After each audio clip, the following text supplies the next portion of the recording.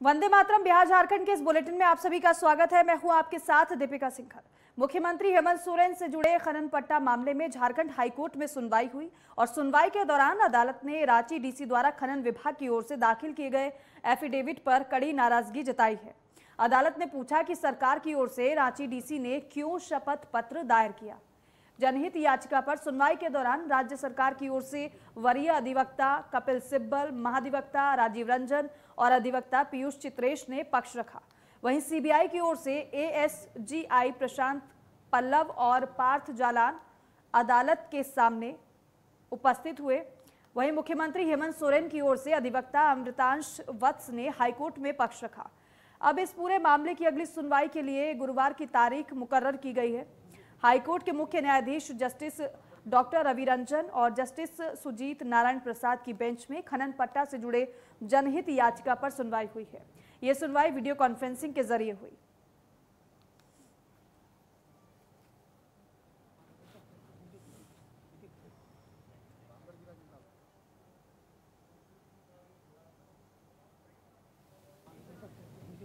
आज माननीय न्यायालय के समक्ष एक मिनट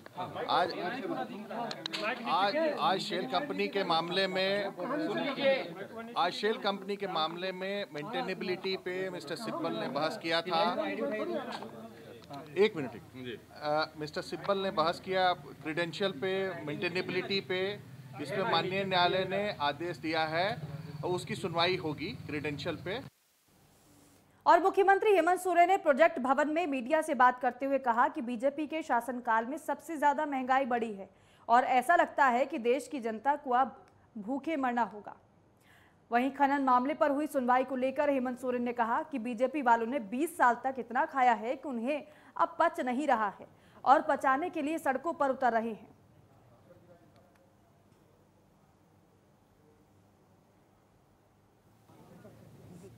लगभग हमको लगता है 98-99 के बाद सबसे अधिक महंगाई बढ़ रहा है। लोग को तो भूखा मरने के लिए तैयार होना पड़ेगा। एक्चुअली इन लोगों ने 20 साल तक इतना खा लिया है, इनको अपच हो गई है। अब पचाने के लिए सड़कों पर उतरे। और बीजेपी के विधायक दल के नेता बाबूलाल मरांडी के खिलाफ स्पीकर के न्यायाधिकरण में दल बदल को लेकर दायर याचिका पर सुनवाई हुई। न्यायाधिकरण ने सुनवाई के लिए निर्धारित 8 बिंदुओं पर एक साथ सुनवाई शुरू की। बहस के दौरान बाबूलाल मरांडी के वकील आरएन सहाय ने कहा कि मामले में संवैधानिक रूप से सुनवाई नहीं हो रही है। उन्होंने कहा कि जब तक प्रारंभिक आपत्ति पर निर्णय नहीं हो जाता तब तक केस की मेरिट पर सुनवाई नहीं हो सकती है। और इससे पहले 6 और 9 मई को भी बाबूलाल मरांडी के दल बदल मामले को लेकर स्पीकर के कोर्ट में सुनवाई हुई थी, जहां न्यायाधिकरण ने मामले में आए प्रारंभिक आपत्तियों को खारिज कर दिया और मेरिट के आधार पर मामला चलाने की बात कही। उसके बाद सुनवाई के लिए बिंदु तय किए गए।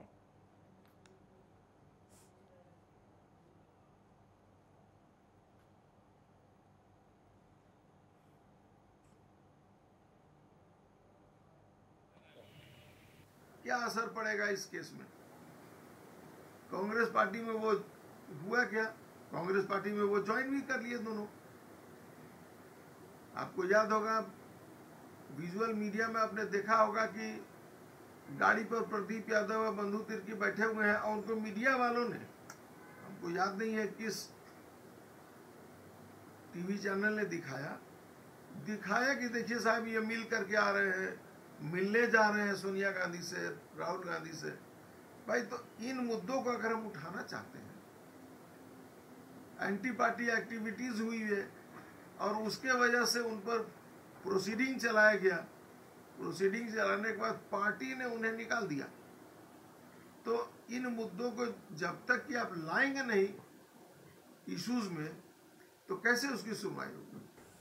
और निलंबित आईएएस पूजा सिंघल और सीए सुमन कुमार के मामले में ईडी कार्यालय रांची में हर दिन नए मामले सामने आ रहे हैं।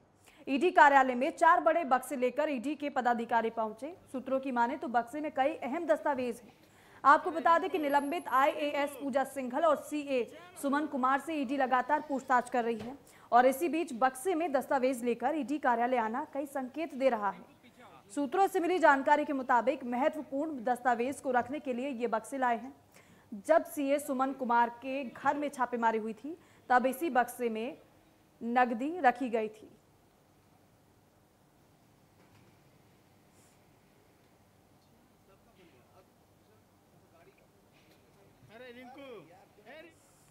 और वहीं गुमला में पंचायत चुनाव को लेकर लोगों में काफी उत्साह का माहौल देखने को मिल रहा है। उसी का परिणाम है कि लोग काफी बढ़ चढ़कर चुनाव में शामिल हो रहे हैं, भागीदारी कर रहे हैं।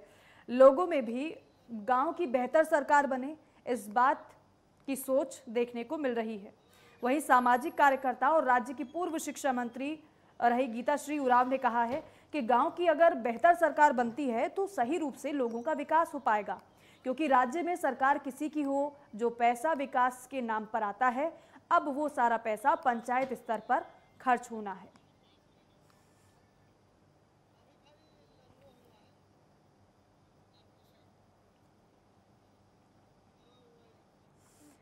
और दुमका के शिकारीपाड़ा पुलिस ने कोयला माफिया कलीमुद्दीन अंसारी को गिरफ्तार किया है, जिसके बाद उसे जेल भेज दिया गया है। दरअसल दुमका जिला खनन पदाधिकारी कृष्ण कुमार किस्कू के लिखित शिकायत पर पुलिस ने गिरफ्तारी की है। वहीं इसकी पुष्टि दुमका एसपी अंबर लकड़ा ने की है। गौरतलब है कि ईडी से कलीमुद्दीन अंसारी समेत 7 के खिलाफ शिकायत हुई थी।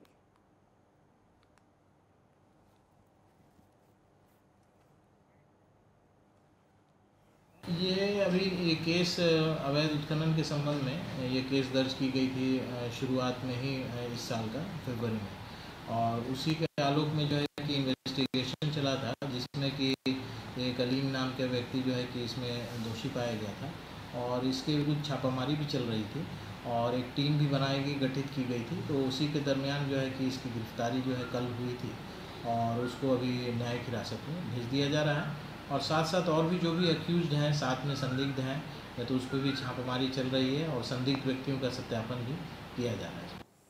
और रांची के बालूमाथ प्रखंड के कुसमाही रेलवे कोल साइडिंग में बीते 24 अप्रैल को झामुमो प्रखंड अध्यक्ष दिलशेर खान हत्याकांड मामले में पुलिस ने एक अपराधी को गिरफ्तार करने में सफलता पाई है। और इस संबंध में बालूमाथ थाने में प्रेस वार्ता आयोजित कर बालूमाथ अनुमंडल पुलिस पदाधिकारी अजित कुमार ने बताया है कि हत्याकांड के बाद गठित एसआईटी की टीम के द्वारा इस घटना में शामिल आरोपी विजय गंझू को गिरफ्तार किया गया है। वहीं गिरफ्तार अपराधी के पास से मोबाइल बरामद हुआ है।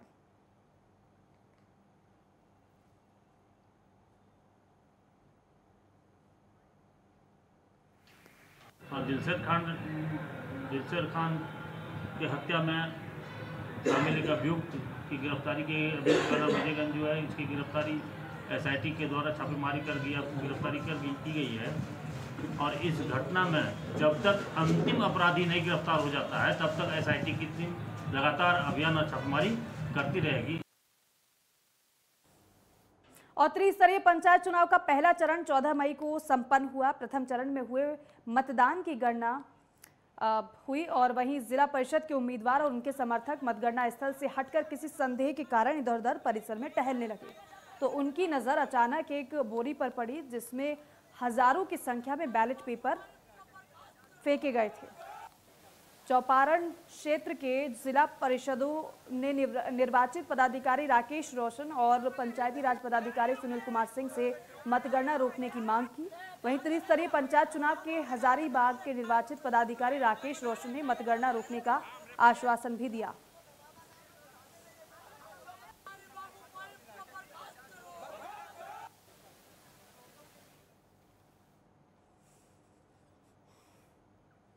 और गुमला के भरनो थाना क्षेत्र के भड़गांव बाजार टांट के पास पारा शिक्षक राजेंद्र लोहरा की अज्ञात अपराधियों ने गोली मारकर हत्या कर दी। वहीं हत्या के बाद आक्रोशित मृतक के परिजनों को मुआवजा, सरकारी नौकरी और अपराधियों की जल्दी धरपकड़ की मांग को लेकर ग्रामीणों ने NH 23 पर सड़क को जाम कर दिया। वहीं घटना के बाद भरनो, सिसई और करंज थानेदार पहुंचे। उसके बाद SDPO मनीष चंद्रलाल, इंस्पेक्टर श्यामानंद मंडल घटनास्थल पर प्रदर्शनकारियों को समझाया और पूर्व जिला परिषद अध्यक्ष किरणमाला बाड़ा भी घटनास्थल पर पहुंचकर उन्होंने भी लोगों को समझाया, जिसके बाद मामला शांत हुआ और लोगों ने जाम को खोल दिया।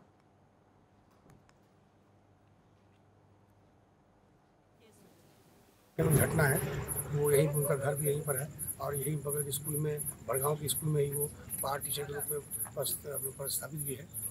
और सामने 3 अपराध जैसे बताया जा रहा है कि 3 अपराधकारी मोटरसाइकिल पर आए और उनको गोली मार कर हत्या कर दी, मोटरसाइकिल वाले भाग गए। और देवघर सदर अस्पताल में मरीजों के परिजनों की तरफ से देवघर सदर अस्पताल में कार्यरत डॉक्टर कुंदन से मारपीट की घटना को अंजाम दिया गया था, जिसके बाद डॉक्टर्स ने काम बंद कर दिया और हड़ताल पर चले गए। वहीं मरीज के परिजनों की गिरफ्तारी की मांग को लेकर लगातार जिला प्रशासन पर दबाव बनाया जा रहा है। और इसी बीच देवघर सदर अस्पताल समेत सभी निजी क्लिनिक और अस्पताल के डॉक्टर आज हड़ताल पर हैं।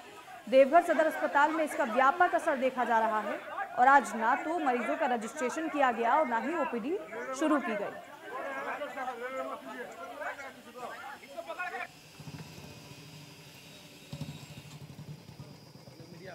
दो परिजन आए, पीसीआर के द्वारा 2 आदमी को इलाज के हेतु लाया गया। एक जो है मामूली चोट से ग्रसित था, छिलाया उलाया था, और दूसरा जो है उसका पैर टूटा हुआ। जैसे बताया गया कि वो जो मामूली चोट से छिलाया उलाया था वो स्कूटी से जा रहा था और उसको डायरेक्ट जो है ज़्यादा स्पीड में जा रहा था, डायरेक्ट उसको मारा, पैर टूट गया, वो बेहोश भी रहा। तो बाद में उसको वही पीसीआर के साथ जो है वो दोनों आए। इसी क्रम में उसके माता पिता ये सबके के परिजन वगैरह आए, सब लोग जो है डॉक्टर से हाथापाई गए। करीब 4:30 बजे के लगभग में एक औरत आई, बच्चे को लेके पीसीआर लेके आई थी। ड्रेसिंग रूम में उसको शिफ्ट कराया गया। उसके बाद औरत जब मैं ड्रेसिंग रूम में गया तो पेशेंट जो था उसका जो बेटा था वो एक्सीडेंटल था, सर पे चोट लगी थी। लड़का उसका स्टेबल था। मैंने बोला कि ठीक है मैडम, चिल्लाना, वो मेरे ऊपर चिल्ला रही थी, इलाज कीजिए। मैंने बोला मैडम ठीक है, इलाज कर रहे हैं, आपका बच्चा ठीक लग रहा है, कोई खतरे की बात नहीं है, मैं इलाज करता हूँ। बोला कि आप कैसे मेरे से। उसके बाद वो गाली गलौज करना स्टार्ट कर दी। ठीक कैसे है, ऑपरेशन के गिर के आया है, एक्सीडेंट करके आया है। मैंने बोला कोई बात नहीं, ऊपर का चोट है, घबराने की जरूरत नहीं। मैंने बोला मैडम थोड़ा शांति रखें, इलाज कर लें। इतने देर में उनके 2 और लड़के थे साथ में, और जो पेशेंट था वो भी, तीनों और औरत ने मिलकर मेरे पर हाथ उठाना स्टार्ट कर दिया, मेरे से मारपीट की। उतने देर में मेरे एक गार्ड थे और जो ड्रेसर था उसके साथ भी उन्होंने मारपीट किया। हम लोग बाहर निकले, उसके बाद पुलिस के साथ। और गुमला के कार्तिक उरांव महाविद्यालय में पंचायत चुनाव के प्रथम चरण की मतगणना काफ़ी शांतिपूर्ण ढंग से हुई है, जहां मतगणना कार्य को लेकर जिले के डीसी समेत कई पदाधिकारियों ने लगातार मॉनिटरिंग की। वहीं प्रथम चरण में गुमला जिले के सिसई, भरनो और रायडीह प्रखंड के लिए चुनाव हुआ था और इन तीनों प्रखंडों की मतगणना का काम तेजी से कराया गया। हालांकि काफ़ी संख्या में कर्मियों को भी लगाया गया है जो पूरी ईमानदारी से अपनी ड्यूटी को निभाते हुए नजर आए। वहीं जिले के उपायुक्त ने कहा है कि किसी प्रकार की कोई गड़बड़ी ना हो, इसे लेकर उम्मीदवारों के एजेंट के सामने मतपेटी को खोला जा रहा है। अब जो है सभी हमारे अभ्यर्थी और उनके कंसर्न जो एजेंट हैं उन लोग को एंट्री दी जा रही है ताकि उनके प्रेजेंस में जो बॉक्सेज हैं उनको सामने खोला जा सके और उसकी काउंटिंग शुरू की जा सके। और सबके लिए सीटिंग अरेंजमेंट वगैरह है, अलग अलग ब्लॉक वाइज है। और त्रिस्तरीय पंचायत चुनाव के प्रथम चरण के मतदान के बाद चतरा महाविद्यालय परिसर में बने मतगणना केंद्र में मतगणना हुई। चतरा महाविद्यालय चतरा में स्थित मतगणना केंद्र परिसर में लावारिस हालत में चतरा सदर प्रखंड के बूथ संख्या 66 का मतपत्र के काउंटर फाइल की अधकटी मिलने के बाद प्रत्याशियों ने हंगामा कर दिया और वहीं मीडिया गैलरी में प्रत्याशी और मतगणना एजेंट ने प्रशासन पर फर्जीवाड़ा करने का आरोप लगाया है। वहीं फेंके गए मतपत्र के काउंटर फाइल की अधकटी को प्रशासन ने कब्जे में ले लिया है।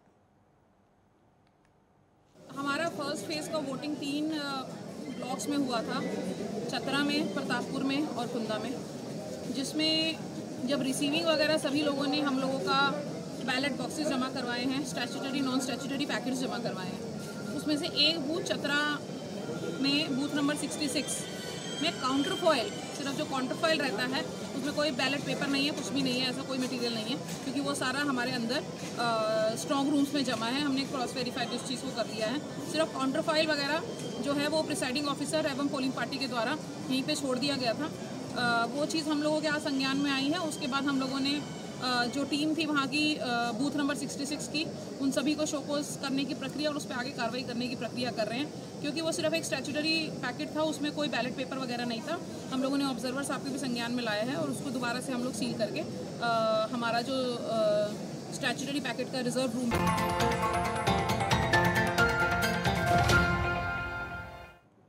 ब्रेक के बाद स्वागत है आप सभी का। राजद में राज्य संसदीय बोर्ड की बैठक खत्म हो गई है। संसदीय बोर्ड के अध्यक्ष अवध बिहारी चौधरी ने कहा है कि हमने नामों की सूची केंद्रीय संसदीय बोर्ड को भेज दी है। वहीं उन्होंने कहा है कि हम अभी नामों की चर्चा नहीं कर सकते हैं। लालू यादव ही अंतिम फैसला लेंगे। आपको बता दें कि राज्यसभा सांसद महेंद्र प्रताप प्रसाद यानी किंग महेंद्र की असामयिक मृत्यु के कारण बिहार में एक सीट पर राज्यसभा का उपचुनाव होने जा रहा है, जिसकी घोषणा चुनाव आयोग ने कर दी है। चुनाव आयोग ने 30 मई को उपचुनाव की घोषणा की है।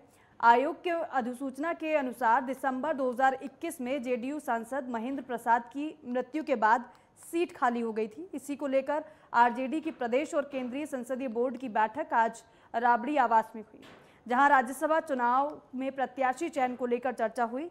इस बैठक में राबड़ी देवी, तेजस्वी यादव, जगदानंद सिंह समेत कई नेता मौजूद थे।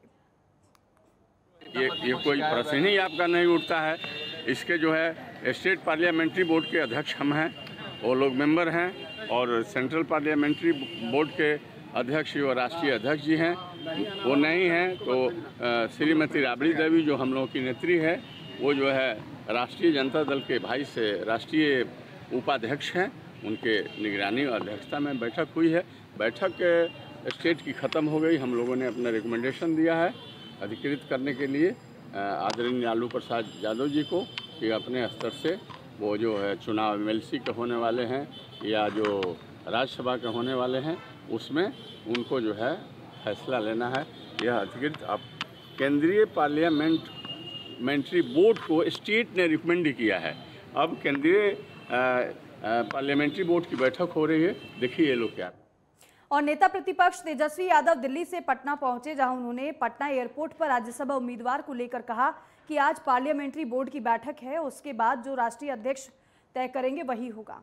जातीय जनगणना को लेकर नेता प्रतिपक्ष ने कहा कि जल्द ही ये बैठक हो जाएगी।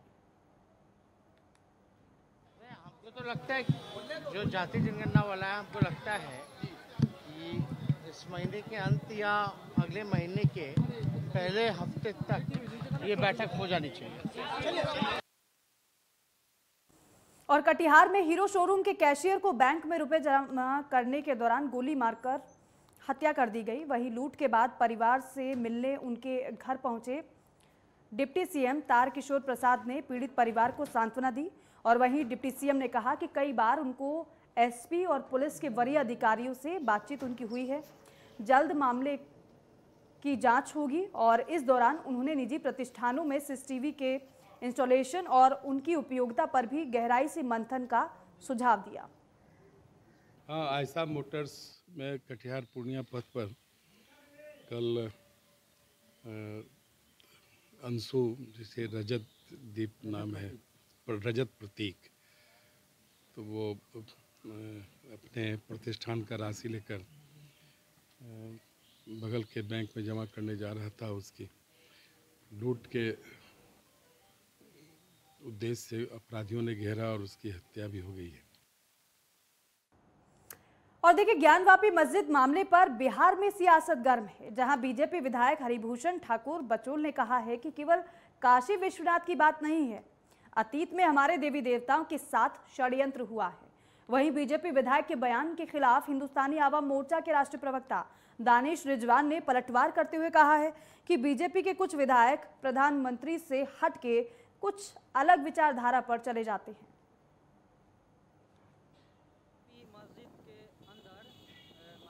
देखिए, हरिभूषण ठाकुर बचौल टाइप निश्चित रूप से केवल काशी विश्वनाथ की ही बात नहीं है। हमारे देवी देवताओं को अपमानित करने का अतीत में षड्यंत्र चला है, इतिहास इसका गवाह देता है। मैं कहूँगा कि हमारे जो प्रसिद्ध और पौराणिक स्थान हैं वो दे दें, नहीं तो 30,000 मंदिर पर हम जो मंदिर तोड़ के बनाया गया है मस्जिद, उस पर हमारा दावा रहेगा। देखिए, हरिभूषण ठाकुर बचौल टाइप कुछ नेता देश की एकता और अखंडता के लिए कलंक है। ये लोग इस तरह की बयानबाजी करके ही मीडिया में बने रहने की कोशिश करते हैं। अगर हरिभूषण ठाकुर जी को लगता है कि किसी मस्जिद के नीचे मंदिर दबा हुआ है, तो हरिभूषण ठाकुर जी मीडिया में क्यों बयानबाजी करते हैं? बिहार में भी उनकी सरकार है, केंद्र में भी उनकी सरकार है। सरकार के सामने जाकर गुहार लगाएं, कोर्ट है, न्यायालय में जाएं। इस तरीके का बयान देकर के सुर्खियों में बने रहने वाले व्यक्ति की जगह बिहार विधानसभा नहीं, पागल खाना है। मैं माननीय मुख्यमंत्री नीतीश कुमार जी से अनुरोध करता हूं कि ऐसा सामाजिक सौहार्द बिगाड़ने वाले विधायक के ऊपर में अविलंब कार्रवाई करें और इन्हें पागल खाना में भर्ती करवाएं। और इन्हीं खबरों के साथ ही फिलहाल इस बुलेटिन में बस इतना ही। आप देखते रहिए नेटवर्क 10। जय हिंद।